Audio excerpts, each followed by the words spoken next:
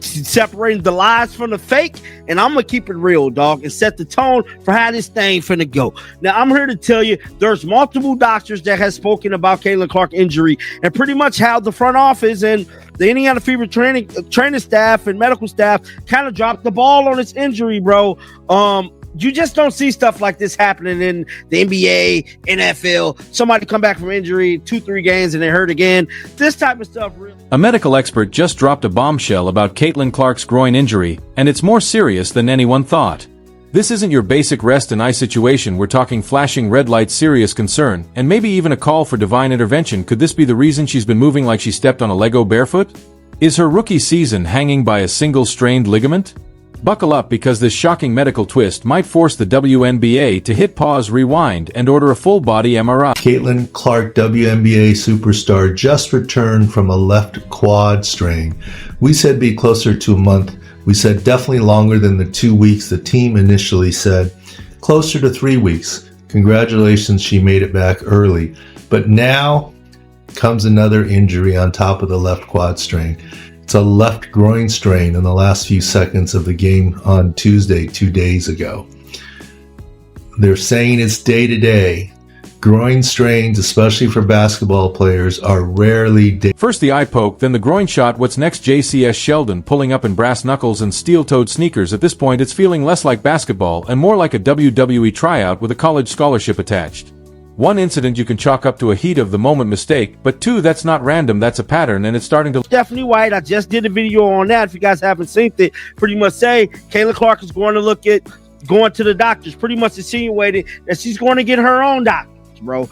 And that's the right thing for Caitlin to do, because at this point, Indiana Fever cannot be trusted. I keep telling y'all, it's looking spooky and Indy, bro. And New York looking a hell of a lot better than me, bro. Because I can see sunshine in the air, the Brooklyn Bridge. Oh, my goodness. Sabrina raining threes. Caitlin raining threes. Brianna Stewart getting mega rebounds. It's a match made. And not a cute pattern like polka dots. This one's more like a crime scene outline sketched in Sharpie and bad intentions. Let's call it what it is. JCS Sheldon zeroed in on Caitlin Clark like she was trying to unlock a secret boss level.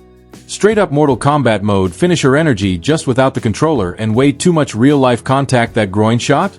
It wasn't just a foul, it was flirting with felony territory. And it looked like Caitlin Clark looked like she got a little hurt towards the end there. Is there any update on her injury? No update. No, just felt a little something in her groin, so we'll get it evaluated and see what happens from there.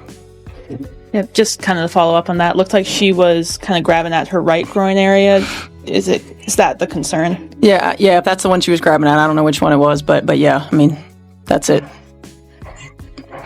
Caitlin didn't just wince, she practically evaporated off the court like a cartoon character hit with an anvil. This wasn't just dirty play, this was get security on standby behavior, and everyone saw it. The footage is crystal clear, cleaner than a diagram in a med school textbook. No confusion here, knee straight line, groin target lockek. And the worst part, it wasn't even subtle, no misstep, no tangle off a screen, just a full speed collision course with Clark's anatomy like it owed her rent.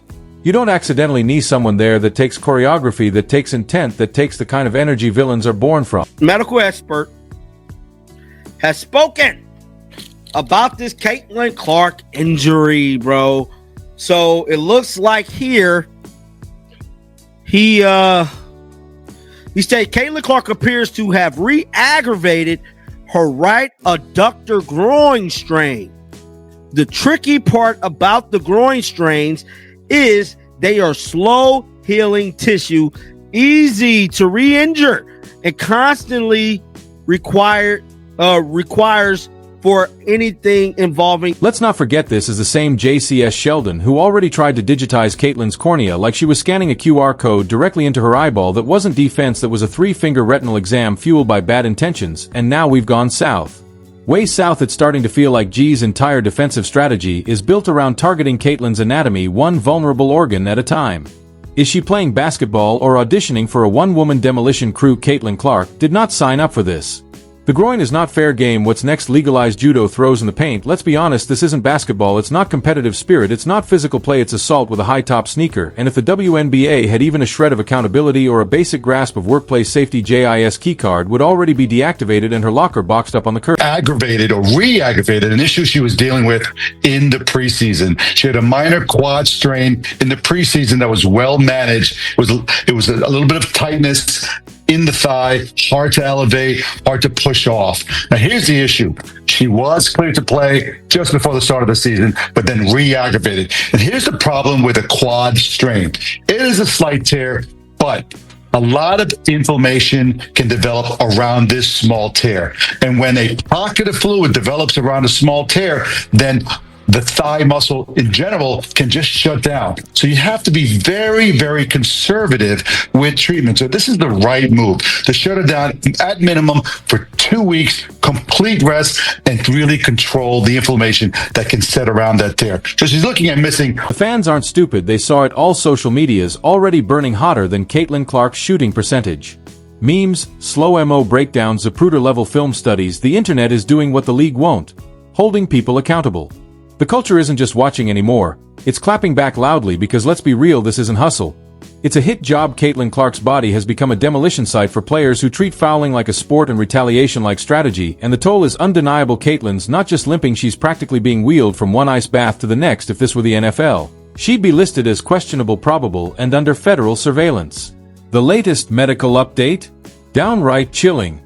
Maybe it's time to shut her down for the season, not for rest, but for protection. Wrap her in bubble wrap, get her a bodyguard, book her a flight to a Swiss spa, do whatever it takes. Outcome if she returned in a week to 2 weeks. Day to day does not seem realistic, especially on top of the left quad and now left groin injury. They are related, maybe not directly, but compensation, they are related.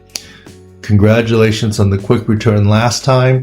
It's the expectation the fever may be a little more cautious this time.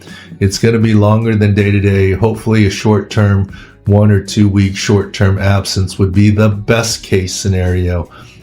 But this isn't sustainable, and frankly if the WNBA keeps letting this slide, it's not just negligence, it's a green light for chaos. We're staring down the barrel of a league where brutality becomes strategy, and suddenly women's basketball starts looking less like elite competition, and more like Survivor WNBA edition. No one asked for a mid-season Hunger Games subplot. What we need is accountability, real, immediate public accountability. Because once a player intentionally drives a knee into the league's biggest star's reproductive region, we've blown past every line. Sporting, ethical, and anatomical. This isn't grit, it's not tough defense, it's targeted violence, and Sheldon's not just racking up fouls, she's compiling a rap sheet. That's not competitiveness, that's cowardice dressed in a jersey. And beyond the ethics, let's talk value. Caitlin Clark isn't just another name on a roster, she is the roster, she's the headliner, the ratings spike, the sold-out ticket, the surge in jersey sales. The reason people who never watched a WNBA game are suddenly tuning in. She's not just a player, she's the billboard, the brand, the future. And what is the league doing with that?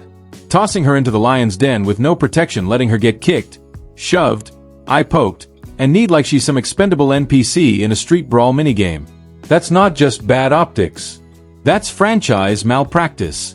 You're supposed to guard your MVP prototype like she's the Hope Diamond in compression shorts, not let her get treated like a crash test dummy with a jump shot. Clark did get injured again in her right groin this time. The previous groin injury was her left groin, and it is not looking good because groins are an injury that do take quite a while to actually... Well, shit. We have some really disappointing WNBA injury update. Caitlin Clark is officially ruled out for all events of the All-Star Weekend. She did say, don't worry, she's still going to be at Gamebridge. She's still going to be around.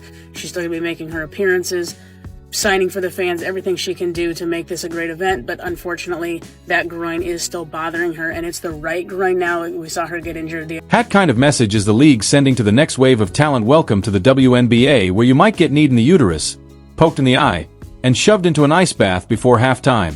But hey, you'll make the highlight reel. That's not inspiration, that's a lawsuit with a logo on it. There's a difference between letting them play and letting them attack. And right now, if JCS Sheldon's antics are setting the standard, then every team's going to need a paramedic on the bench and a chiropractor in every huddle. And while we're asking questions, how is Sheldon still lacing up sneakers and cashing checks like nothing happened? This isn't just poor officiating. It's a complete dereliction of duty. If someone pulled that kind of move in literally any other workplace, they'd be escorted out by security and flagged for assault. But because it happened on hardwood with a scoreboard, we're supposed to squint and call it a gray area. Let's be clear, there is nothing gray about a knee to the groin. That's a bright red flag, waving in the face of a league that still hasn't blinked at this point. JCS Sheldon ISNT, just aggressive, she's a walking safety hazard. If players came with warning labels, hers would read, may cause injury if not immediately contained. And this isn't about rivalry, it's not even about basketball anymore, it's about one player who's made it painfully clear that she's willing to jeopardize someone else's career in the name of a defensive stop. Officials know what they're calling and what they're not. They know what to look for and what not. Caitlin Clark is a really big deal. And I wonder if they're not calling fouls on her on purpose. Now, I'm not saying that's why she got hurt. I mean, I'm not saying that.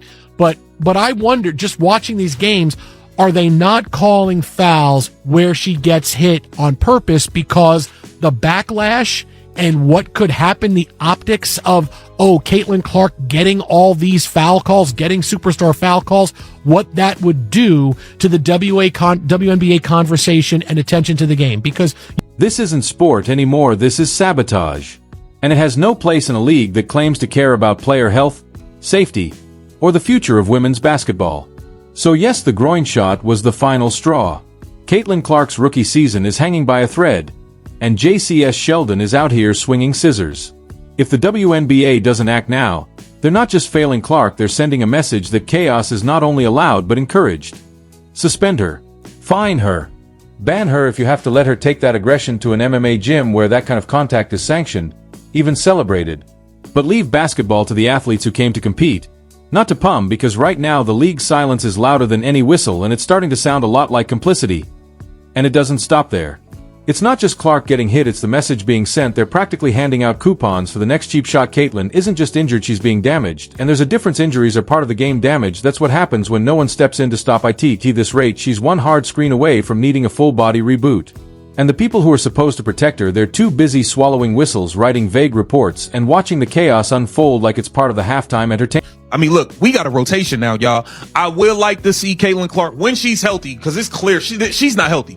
Her aggravating the groin, that lets it be known she's not ready. She's not healthy. That explains the 1 of 28 from 3 or 1 of 4,000 from 3 or whatever she was. She's hurt, man. She's playing injured. It explains the shot being off.